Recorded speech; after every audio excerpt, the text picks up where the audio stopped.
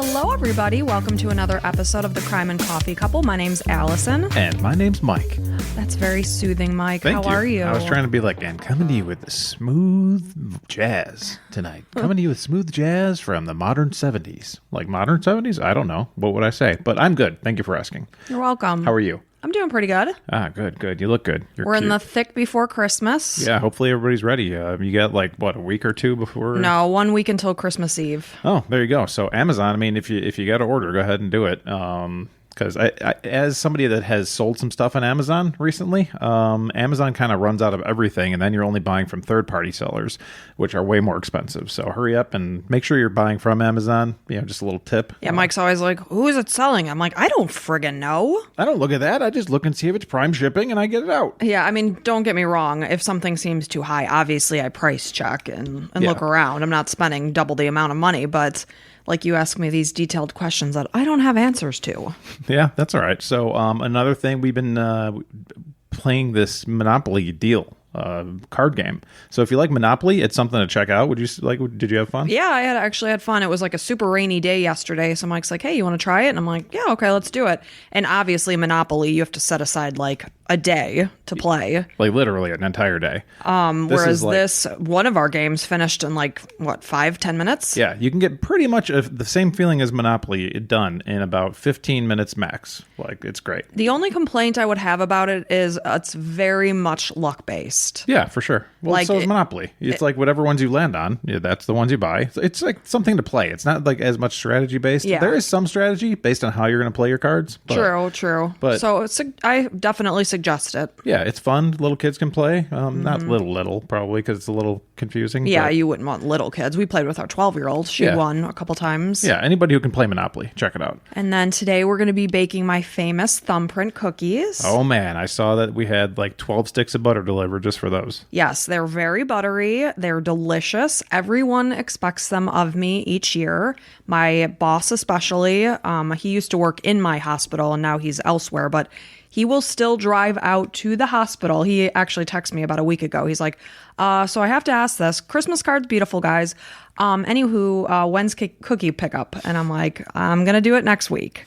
When's cookie pickup? Yep. And I mean, I tell him I worry for him because I can't be responsible for his heart attack. As a dietitian. So I'm making a triple batch and it was 6 sticks of butter. Oh, man. 6. And we got to share the recipe. We're going to do that? Yes, we absolutely will share the recipe. It'll be in the show notes. So if you're listening on your podcast, just click into the show notes or more details or something. And I promise, if you make them, people will love you for them. They have like an almondy taste. They're not overly sweet. There's no eggs in the recipe at all. It's flour, butter, sugar, and then some vanilla and almond extract. Yeah, no actual almonds, just almond extract. Yeah. And man alive, they're so good and buttery and like they melt in your mouth. I'm thinking about them and closing my eyes right now. I'm not even joking. Like, oh, they're so good. Like with a little bit of coffee. Yeah, coffee or tea. And so think about it this way. I use like a tiny little cookie scooper to make them. So I might have like one with a cup of coffee. It's not going to break the bank in terms of calories. It's the holidays. Enjoy. You might not want to eat them like my boss does, where I kid you not, in one day he will eat, I'd say 30 plus cookies. Well, you give him a gallon-sized bag, basically, and then he's like, yeah, I had them all polished off before I got home. I'm like, that's not good. Now he's getting into the whole holiday thing where it's like it's expected, and he's just going to eat as much as possible. He is. Yeah. So we will share that recipe, and they're delicious. Yeah, good. And I'm also drinking a coffee. I usually just take my coffee black because, well, mostly out of laziness, but our son ordered some peppermint mocha creamer, so now I'm not doing a little Christmas thing, and it's delicious. Yeah, and I put like a teaspoon in yours. Yeah, I think it's from like Coffee Mate or some crap. It is. Whatever. So good stuff. It's the holidays, yeah, you know. It's Christmas all over this place. It is. Know what I'm saying? Eating things I have no business eating, but hey. Yeah, like yesterday, a Philly cheesesteak. Yeah, what the heck was that all about? I had a friggin' like half of a Philly cheesesteak at lunch. Like, I had no business doing that. And then we got takeout for dinner. I had a smoothie, a green smoothie. I didn't. I had a gyro. Yeah, Oh, I was so disgusted with myself. I was like, I'm never eating again. But today you can go and get me a pastry. Pastry? Oh, and it's Blizzard Sunday. It's Blizzard Sunday. We're not even sponsored by Dairy Queen yet. But... Every Sunday, that Choco Brownie Extreme goes right in my hand. Yeah, wow. And I enjoy the heck out of it. And you can go to your patients on Monday morning with a smiling face and actually tell them what to be doing. Yeah, but I do tell them about my Blizzard Sunday. You do? Mm-hmm. Oh, okay. Yeah, I say it's all about moderation. Right. See, can't eat like an asshole every day. You're like, look at me. I'm little and cute, and I still eat Blizzards and cheesesteaks. I say don't eat like an asshole every day of the week. Right. Maybe just one or two. Maybe just one. You eat like an asshole one day a week. That's my rule. Good. So if you're ready to get started, I am. I am. Okay, so this is a listener suggestion. This case was suggested from Amanda, so thank you so much, Amanda. This is the murder of Isabella Nardoni. So this horrific case began with a 911 call on Saturday, March 29th, 2008. It was 11:50 p.m., and the caller said, "There's a burglar in the building. Someone threw a kid from up there. Oh my God, from the 6th floor." So starts basically horrifically. Jeez. So just a little background. Isabella Nardoni was born on April 18th, 2002 in Sao Paulo, Brazil. She was born to parents Ana Carolina Oliveira. And moving forward, I'm going to refer to her as Carolina, as well as her father, Alexandre Nardoni. So Carolina and Alexander met when they were in high school. They dated for 3 years. Carolina was only 17 years old when she unexpectedly got pregnant with Isabella. So she was still in school at the time. Alexander was about to begin his law school classes. When Carolina was pregnant, they did consider moving in together, but by this time, their relationship was already starting to show signs of cracking, so they did not move in together. Carolina instead chose to stay with her parents when she gave birth to Isabella. The couple did eventually break up, but when they broke up when Isabella was 11 months old. They did try to keep a good relationship, just communication-wise, so that their daughter would have stability. It was the reason why they broke up was that Carolina was convinced that Alexander was cheating on her. So Isabella was said to be spirited, very strong-willed. She fought for what she wanted. So she was a little girl with a lot of pizzazz and sass. So when she was very young, Isabella spent much of her time with her mom, but the parents eventually worked out a routine where Alexander would have Isabella Friday through Sunday twice a month. Eventually, Alexander began dating a woman named Ana Carolina Jatoba, so I will be moving forward calling her Jatoba. So the couple themselves had 2 sons together. This was Petro and Kawa. At this point, Isabella would spend her weekends, basically it sounded like most weekends, with her father, stepmother, and 2 half-brothers. Carolina felt that her communication with Alexander changed after he met Jatoba. Instead of making arrangements with Alexander, she was now talking with Jatoba in terms of the schedules and when Isabella would be picked up. So Carolina was rarely now at this point speaking with Alexander. So it was later discovered that Alexander had met Jatoba in law school and began seeing her while Carolina was pregnant with Isabella. So Carolina's suspicions were correct when she was, thinking that he was cheating on her. He was. So he secretly carried on both relationships for a year until Carolina's suspicions became too strong and she ended the relationship.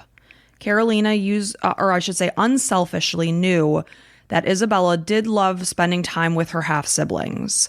She loved going over there and being with them, and Carolina wanted her to have a relationship with that side of the family. That's nice. It sucks kind of letting her go because you're spending less time together, but if she's genuinely having a great time, it's really part of her childhood. Right. And especially you have animosity towards the father because he cheated on you and he's with this new woman that he was cheating on you with. That you have to communicate with because he's too much of a dumbass to do everything together. And you might want to punish him by trying to keep your child away, but she didn't do that. She wanted Isabella to have a well-rounded life. Sounds like a good mom. Sounds like a very good mom to me.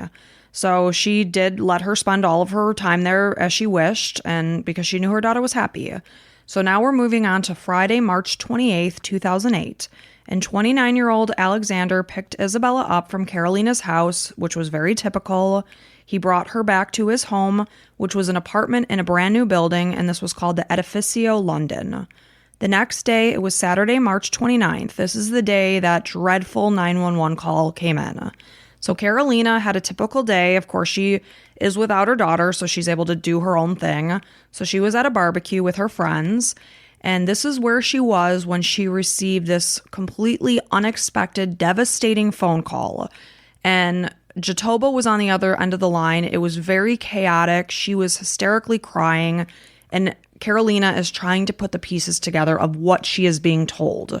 Initially, she thought that Isabella had fallen into the pool and that somebody was doing CPR on her. She was having a hard time understanding what was going on when she got this phone call. So she had been told that Isabella had been gravely injured in an accident after she had fallen from a window of her room. So on that Saturday night, March 29th, police in the northern part of Sao Paulo received this 911 phone call from a man who said that there had been a horrible accident at his apartment building. He told police there was a burglar inside the building who had broken into an apartment on the 6th floor and had thrown a little girl from the window. 6th floor. Gosh, that's what I was trying to think. What'd you say, 6th floor? And I was, then, once you told me when Isabella was born, I'm like, oh no, she's the one that fell from the freaking. Can you imagine? It makes me like so sad. No, I actually was crying while I was doing this research. Little baby fallen from the 6th floor. And then, of course, this is piece of shit Alexandre is what I'm going to guess. I'm going to hold back here, but this is what I'm guessing. Go ahead. So the call came through after residents of the Edificio London heard a disturbance and found Isabella on the ground in the front garden of the building. Soon after, Alexandre came running out, claiming there had been an intruder who was wearing black and had cut the safety netting on the window of the building. So every window of this building had like a white safety netting over each window. Oh. And the safety netting had been cleanly cut. To prevent exactly something like this. Exactly. So I looked it up because in the USA, this is unheard of. We don't have nets over windows. No, there might be like a bar or something. Like I'm picturing like New York City, or like in a hotel. It like might a be plexiglass type of situation. Yeah. But there's no netting over the windows in the United States. I did see that it's commonplace over in Australia as well, from what I read online. Or here, like the windows wouldn't open enough for somebody to get out of it. Like it would be prevented. Right. So soon after, like I said, so Alexandre is now running out, saying that this intruder did this. That's what's, this is a chaotic situation. Yeah, an intruder came in and sliced open the safety netting, and then my daughter fell out. Sounds believable. Threw your 5-year-old daughter out the window. So he's telling people that this person did exactly what you just said, that they threw Isabella through the hole in the safety netting. So according to Alexandre, he and his family had been out that day. They were running errands, going to the grocery store, etc. They came home at about 11:36 p.m. that Saturday night. Since Isabella had fallen asleep in the car, he said he carried her up to her room while their 2 sons, which were a 3-year-old and 11-month-old, stayed in the car with their mother, who was 24-year-old Jatoba. Alexandre placed Isabella in bed, locked the door, and went back downstairs to retrieve the rest of his family. According to Alexandre, he and Jatoba brought the 2 boys into the apartment. When they got inside, he noticed that the light in Isabella's room was on. So he went in there and investigated, and that's when he saw that she was not there and that there was a hole in the window. So he said he had only been out of the apartment for maybe 5 to 10 minutes at that point. Isabella wasn't in bed when he noticed the hole. When he looked down, this is when he said he saw Isabella's body laying in the front garden of the apartment building. So he called out to Jatoba to call his father. Why that would be the first call you would make, I don't know. Why wouldn't you call 911? Right. Well, or whatever their equivalent is. Well, his father's a lawyer. So I find that strange that the first phone call you would make to an emergency situation would be to your father and not to emergency medical services. Or the mother or whatever. There's a million other options that make more sense. 911 to me would make sense. So Carolina indicated that when Jatoba called her, she was hysterical and screaming that Isabella had fallen. The building doorman remembers hearing a noise at 11:49 p.m. that sounded like a car crash. He called the building manager, who then called the police at 11:50 p.m. It was at this point that Alexandre came rushing outside to Isabella's body. While this was happening, Jatoba was inside the apartment making phone calls. She first called her father, and then that call lasted only seconds. Next, she quickly called her father-in-law, who is Alexandre's father. All of this happened while the building manager was on the phone with police. The timeline was so tight that police felt that had there been an intruder, he would still be in the building at this point in time. Yeah, when they got there. Yes. It's like, we're here. Like, you called us 2 minutes ago. We're here. That was like 5 minutes ago this whole thing happened. Like, he's here somewhere. Right, and I'll tell you that Alexander said some conflicting things as well. Big surprise. So meanwhile, the neighbors indicated that Saturday night had been very quiet until they began to hear a ruckus from the apartment next door. They went to bed, and at the time, they heard a couple fighting for about 15 to 20 minutes. Now, if you remember Alexander's story, there was no fighting. He brought Isabella up, he went down, got the rest of his family, came back up and saw that the light was on in her bedroom. They wouldn't have been home, they wouldn't have been there to fight. So the neighbors heard different stories from what he is saying.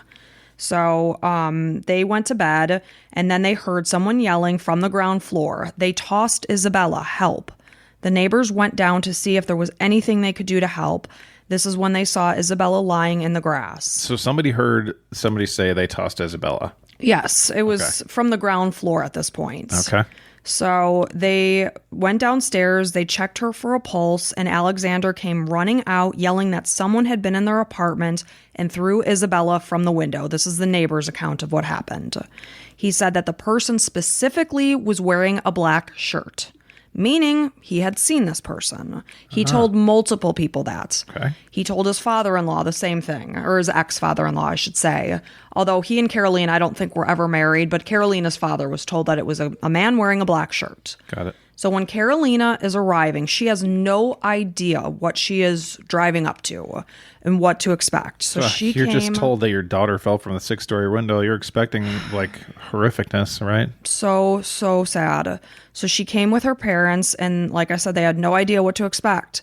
So they quickly realized in horror just how badly Isabella had been injured.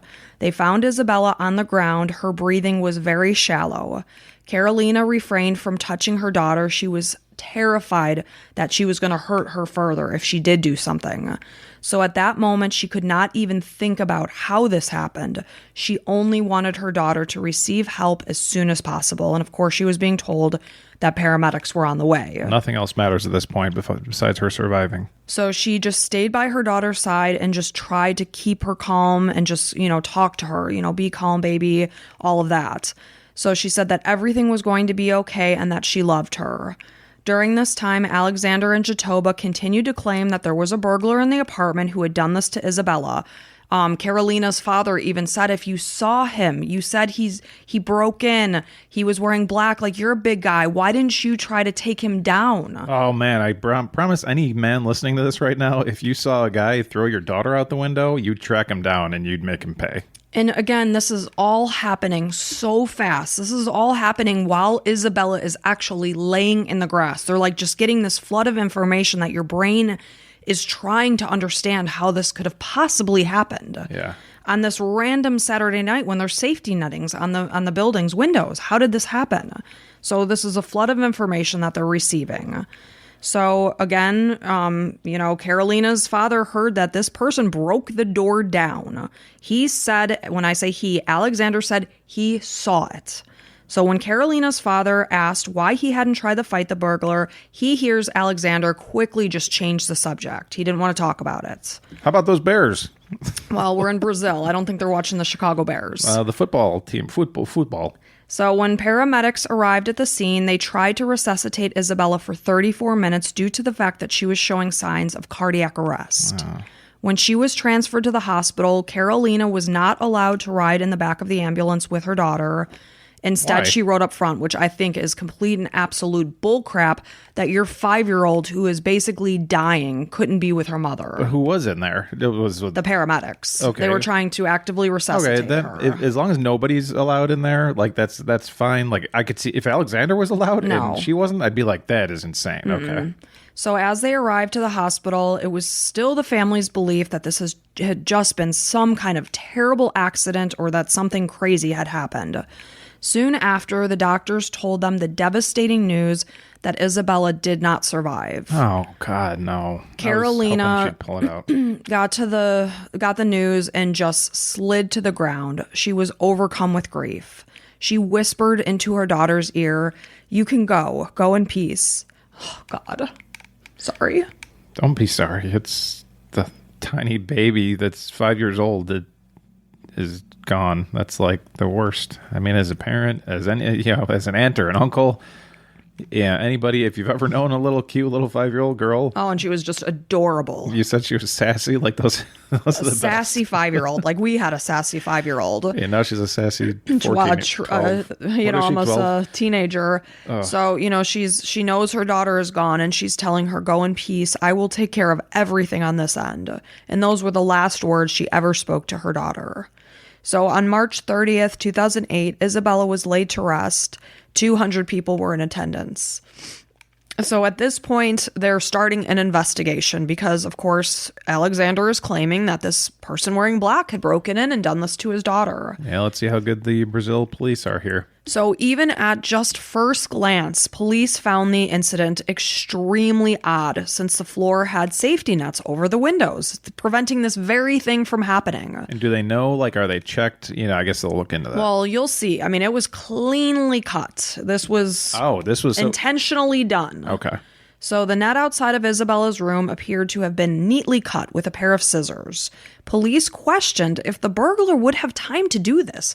Who would come inside an apartment building, look for a pair of scissors, see a little girl laying on a bed, and toss her out? I'm a burglar here to steal things, but first I'm going to open up the safety net and throw your daughter out the window. Then I'm going to proceed to do whatever I wanted to do and then leave. Like, that makes absolutely no sense. Right. So, of course, investigators are hearing this story and trying to piece it together, and it doesn't make sense. You're trying to make sense of a motive.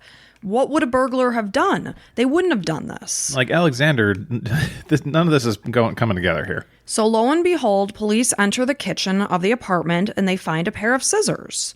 And upon further inspection, they found small fragments of safety net inside the blades of the scissors. Okay. So these were immediately determined to be the tool that had been used to cut the safety net. So despite canvassing the area in and around the apartment building, there were absolutely no signs of a burglar or an intruder. On first glance, they could see that the apartment was messy, and it was very, very messy. And I watched the Netflix special on this case, and I am neat to a fault, and I would hyperventilate if I was put inside this apartment. So this was simply just the way that the couple lived. This was not messy by an intruder. It wasn't ransacked. It was just that they lived very messy. So no signs of a burglar. Well, you couldn't tell even if a burglar did come through, probably. Probably not. There was no sign of forced entry, despite what Alexandre had said that he broke the door down. This person wearing black broke the door down. It's the first thing I thought. Like, you would see the door jam broken. Absolutely not. So drops of human blood and blood splatter were found throughout the apartment.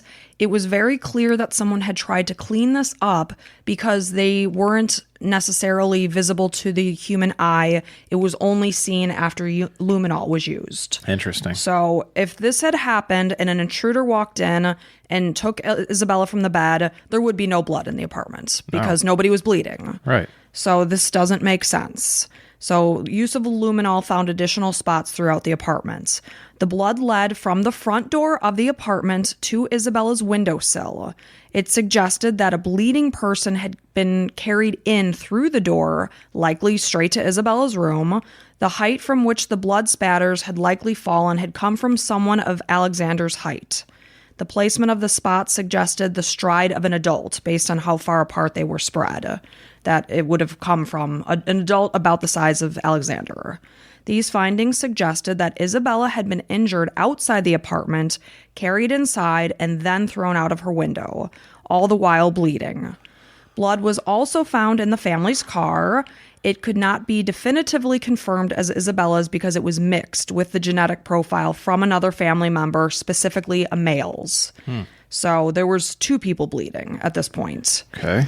Hopefully we're going to get the real story at some point. So based on the location of the blood, which was found on the baby's car seat in the car, it was assumed that it came from the baby. So Isabella's bed was made. A drawing that she had done was sitting on the bed, which made it where you wouldn't have placed her on that bed. Just real quick, when you say the baby, you mean Isabella? No, they had an baby. 11-month-old. Okay. So they had the 3-year-old boy, an 11-month-old boy, and then Isabella. So it came from the 11-month-old. So Isabella's bed was made. The drawing was sitting on the bed. So it was clear that she had not been placed in that bed as Alexander had said. We've heard stories like this before where it's like they were sleeping. It's like, no, there's no sign of anybody sleeping in this bed. So the laundry room was extremely chaotic. There was a lot of dirty laundry just strewn about the whole room. Which you would expect in a place like this. Oh my gosh. Oh, wow. Gives you chills. I mean, like, I would be seized with, like, horror. Yeah, it wouldn't happen. So investigators noted that there was a bucket. It was filled with water, and it had a cloth inside. So it appeared to be a cloth diaper that was soaking in water, and they found it odd because the room was so chaotic with clothes everywhere, why this one piece of laundry would have been tended to. Yeah, there's some like, focus on this. And on further inspection, blood was found on the diaper. So Isabella's vomit was found on Alexander's t-shirt, as well as traces of fibers from the safety screen, as well as footprints from Alexander's flip-flops on the bed near the window, which Isabella would have been thrown from. Okay. So, I mean, this is pretty open and shut. The autopsy found that both Isabella's wrists had been broken, which obviously could have happened in the fall. There was a small, deep cut on her forehead, which was likely caused by a sharp instrument. There were a lot of markings on her body that were completely unrelated to the fall. Wow. There were marks on her neck and her face and nails. So the markings on her neck looked like she had been strangled, and her face and nails had turned blue, which are signs of strangulation. These injuries were unrelated to the fall. Her cause of death was multiple traumas along with mechanical asphyxiation from being choked. Mechanical with hands. Yes, but of course, Alexander's claiming that a burglar came in, so maybe before they tossed Isabella out of the window, she had been strangled by the burglar. Yeah, and why would it be all over Alexander's clothes? Like, literally everything we're talking about is on Alexander, including vomit, which is probably from strangulation or whatever. Like, after he let her go, he realized she was probably alive, and, like, oh my God, this guy, like, needs to be burned alive. A monster. So police found it very odd that instead of trying to find their daughter's murderer, as would be expected if this actually happened as Alexander said it did, he and Jatoba immediately began hiring lawyers, even before they ever went to the police station for the first time. Like, we haven't even started anything yet. And what the hell is Jatoba doing here? Like, I mean, hopefully she didn't know about any of this, but you got to figure that she does. Like, you got to know that this story isn't adding up. Like, you know, grow a spine and be like, okay, I know it's not her daughter, but, like, have a heart, for Christ's sake. She's a 5-year-old little girl. Who doesn't have a heart for that? I don't know. Well, Alexander and Jatoba. So Alexander's father was a defense attorney, and it was mainly his money that Alexander lived on. All of, anything that Alexander owned basically came from his father's money. But Alexander was a lawyer too, right? I don't know what his position was. He did go to law school. Okay. So he was, paying for the apartment that they lived in, the cars that they drove. They all belonged to Alexander's father. Living on daddy's money. That's really good. I mean, it's very convenient. I wish we lived on our parents' money. It'd free up a lot of our income. It's better this way. It sure is. Trust me. I don't want to be in, anybody's debts. Exactly. Thank you. So again, everything that they're owning or living in or whatever is owned by the father. So investigators learned that Jatoba suffered from postpartum depression after the birth of their second child, who at this point in time was 11 months old.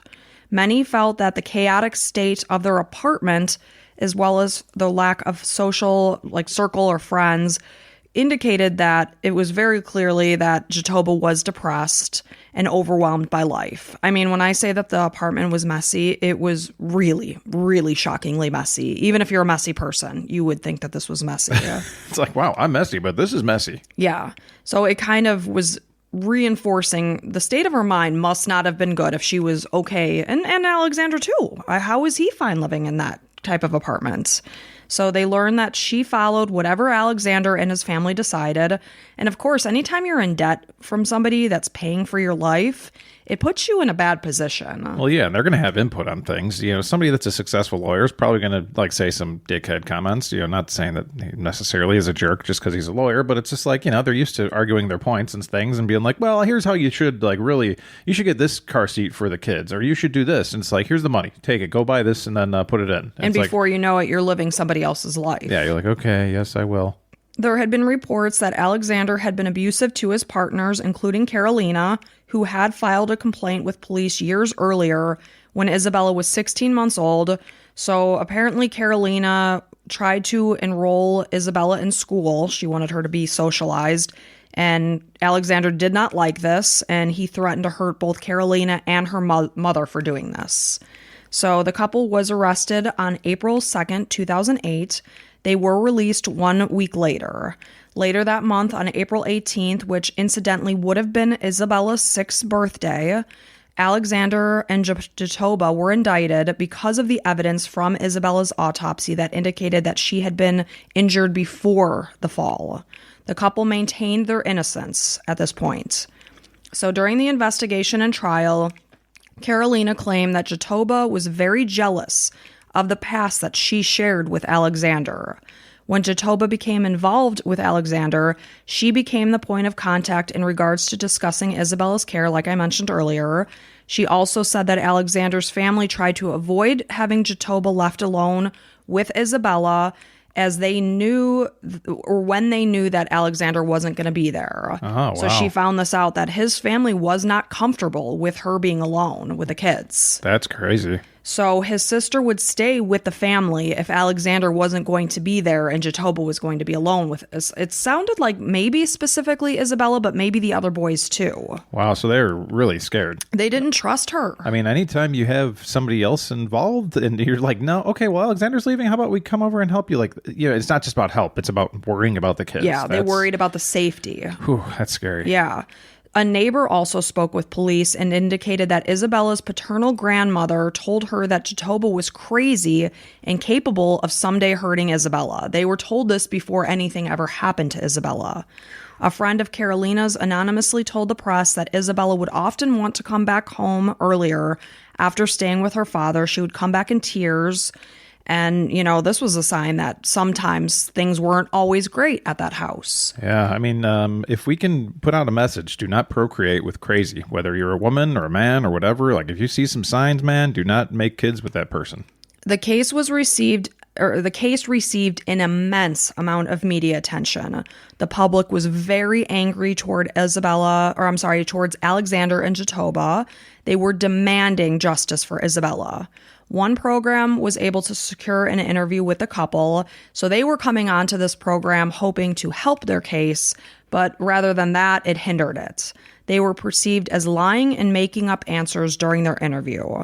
Claims were made that authorities did not properly investigate the case, though. For instance, there was a construction site just next door to where the apartment building sat. The complex could have been very easily accessed through the construction site.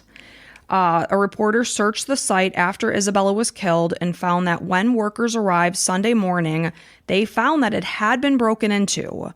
Nothing had been taken, but the person that was on the construction site indicated to the cameraman that someone had gone through their things.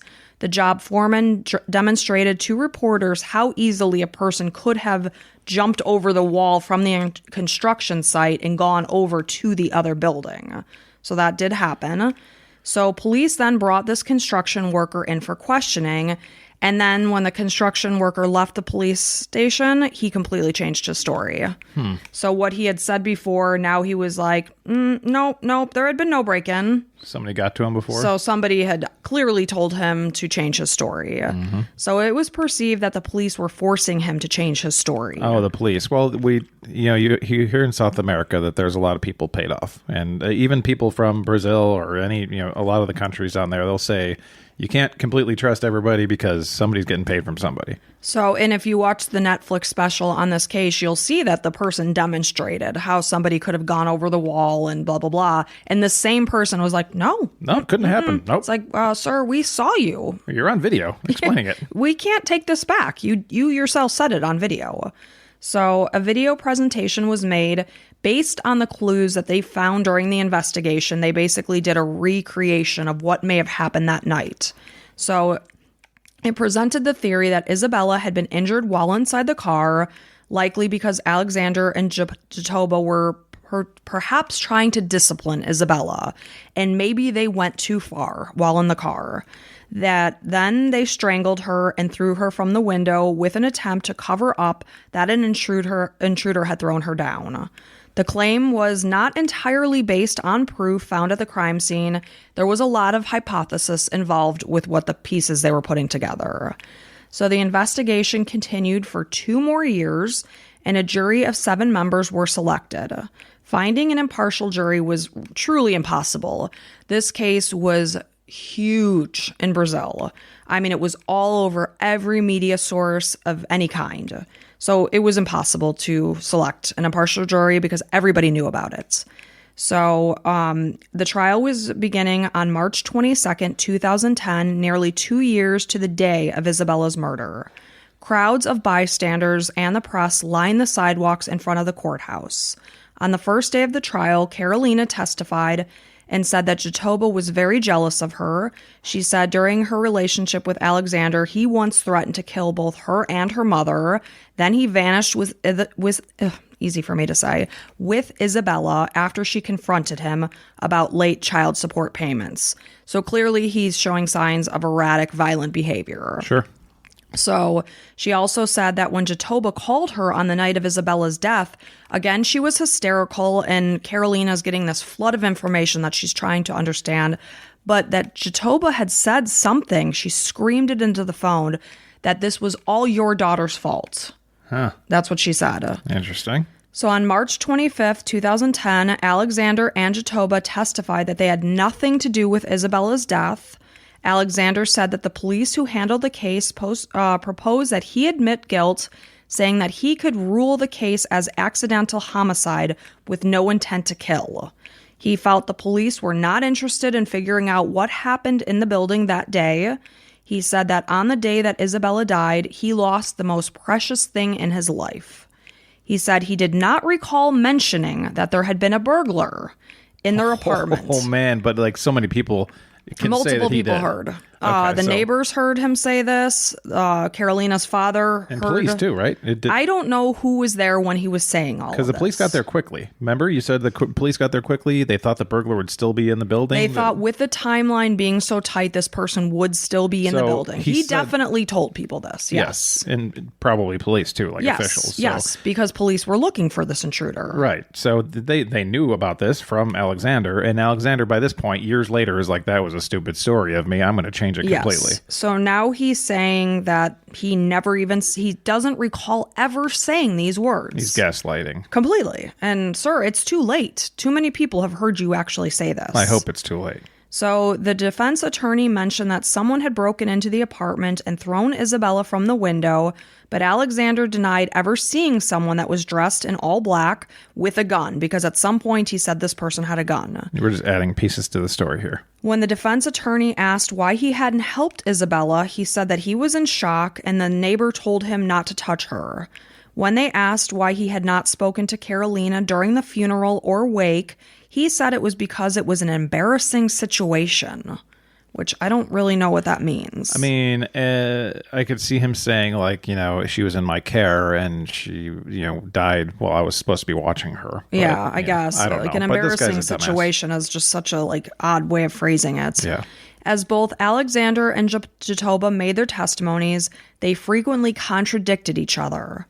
When Alexander spoke of their relationship as a couple, he claimed that they had normal arguments just as any couple would, but Jatoba had said that they fought constantly and nastily. Well, they should have got their stories a little straighter, I guess. Yeah, I guess they didn't have enough time to iron it out. So the trial ended up lasting 5 days, and Alexander was sentenced to 31 years and 1 month and 10 days for the murder of his daughter, as well as an additional concurrent sentence of 8 months for allegedly tampering with evidence. That's crazy. That's not nearly enough. Like, what is he in his 20s or early 30s? He's 29. Okay, so that's only until he's 50. So he would have been about 31 at the time of the trial. So he'd be, what, 62? Yeah, and I'm focusing on Alexandre a lot, but who was actually probably the person that killed her? I mean, I don't know. I'm sure you're going to go into it. So well, Jatoba was sentenced to 26 years and 8 months, as well as the 8 concurrent months for tampering of evidence. So she was given 5, less years than he was. Yeah. Since 2022, the couple has been granted special furloughs. So they've been allowed to, enjoy their Mother's Day and Father's Day. That's nice. So this case was made into a Netflix documentary this year, 2023, and it's called A Life Too Short, the Isabella Nardoni case. After the trial, Carolina met her current husband. She was able to pick up the pieces and try to rebuild her life and heal. The couple has a son together, and Carolina admits that the pregnancy brought up a lot of emotions from her loss of Isabella, because now she's going through it a second time around, and her daughter isn't there. So it was a real hard time for her. Sure, you would just picture them. This would have been her brother, and they would have had a great time together. And they also welcomed a daughter into their lives as well. So this is the tragic murder of Isabella Nardoni, and both Jatoba and Alexandre maintain that they had nothing to do with Isabella's death. So we never get the real story. No, but what they imagine happened was that they were fighting in the car. Perhaps they tried to discipline Isabella. She did have this mark on her forehead. It was small, but it was deep. That's likely where the blood came from. So discipline, somebody hit her. So whether it was Alex or Jatoba, we don't know. We don't know. Okay. The blood was on the car seat in the car, and then obviously Isabella was carried upstairs. All of the evidence shows that, because the blood was, from the entrance of the apartment to the windowsill where she had been thrown. The scissors were in the kitchen. So at some point in time, she was absolutely strangled. And then they cut the window, and I'm assuming it was Alexandre because it was his flip-flops that they saw impressions of. And Jatoba was probably there with him, or do you think that he was by himself, just based on what you've seen? Well, the stories they told was that Jatoba was in the car with the 2 boys, and that may have been the case, that Jatoba did not go up with him. Well, somebody's got to stay with the baby. But the neighbor heard them arguing in the apartment for about 15 to 20 minutes before all of the ruckus occurred from Isabella being tossed out the window. The neighbor heard them in the apartment. They were arguing, yes. Okay. So my thought is they all came upstairs together. Yes. Okay. And then, so what I picture is that Isabella was being her fiery self and still yelling or something, or stop it or whatever. And maybe Alex just choked her from that point, being like, shut up, because he obviously can't control himself because he's a small human being mentally, and an absolute monster piece of garbage. So he couldn't just, deal with it. He had his own temper tantrum and decided to kill his own daughter because he sucks at life and he's a useless human being. So odds are he probably, like you just said, had a temper tantrum, a psychotic break, whatever you might call it, and he began strangling his daughter, realized that, oh my gosh, I've almost killed her, and this is where he decided to come up with the story of the intruder, went to the kitchen, grabbed the scissors, cut the window thing, stood on the bed, and literally shoved his 5-year-old daughter from the window. And I believe Jatoba was probably in the apartment at the time that it happened. If you're capable of doing this to your own child, I don't think he's a public menace, but somebody like this should never be forgiven for anything in their life, how do you let them out of jail? They're just a scumbag human being. This person will never be fixed. Yeah, and like we said, he'll be about 62 years old when he's released from jail, which at that point, that's still young. Yeah, hopefully, I don't know, somebody takes care of him in jail. I don't know. That's horrible, man. And this is well known. It's known that he probably killed his daughter. So hugely well known. I mean, this was a storm in Brazil. You should have seen in this documentary. You could see the media storm. It was unbelievable. The couple, anytime they had to be brought in for questioning, it was a media storm. They were shoved in the back of the car to get them to the station. It was on every program possible in Brazil. They were absolutely hated over there. I mean, hated by the public. Yeah. So rightly so. Yeah. Oh, poor Isabella. Oh, just so tragic. And how you could possibly do this. And then be such an idiot to say that a person broke in and did this and then be like, I never said anything about a person. Change your story a million times. Oh, yeah, and he broke in. No, he didn't break in. He had a gun. I get those confused. Like, okay. Because while everything was happening and they were like literally as Isabella was still in the grass, the father or Carolina's father said to him, like, how could you not have taken him down if you were in there with him? Yeah. And it's just like, as the father, if my son, killed our granddaughter, I'd be like, buddy, I'm not protecting you against anything. You need to face the music. There's something wrong with you mentally. Like you killed my grandchild. You're going to pay for this. Yeah. It's not like, they're still your flesh and your blood and everything. Yeah, and so is Isabella. Yeah. That's just horrible.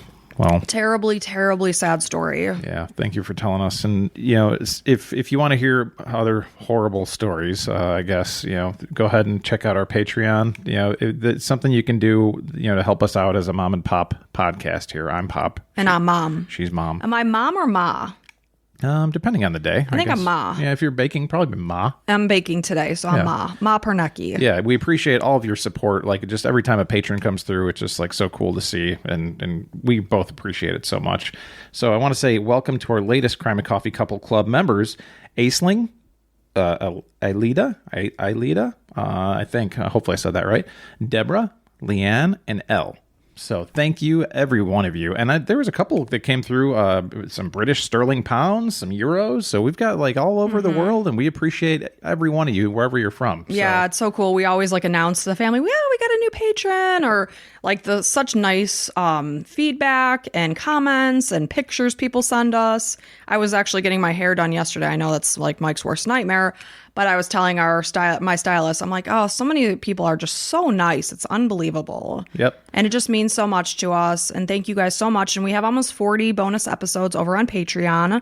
So like Mike said, if you want to come on over there and support us, we just gratefully appreciate you. Yep. And do you have anything else to add? One of our listeners even just had a baby daughter. So I wanted to say, congratulations. Huge congratulations. Yep. She was holding the baby and wearing our t-shirt. So that was just so precious. Yeah. So thanks for everything. It looks like it was Miss Scarlett. So congratulations. Yes, absolutely. Congratulations. And thank you guys so much for being here. And until next time, bye.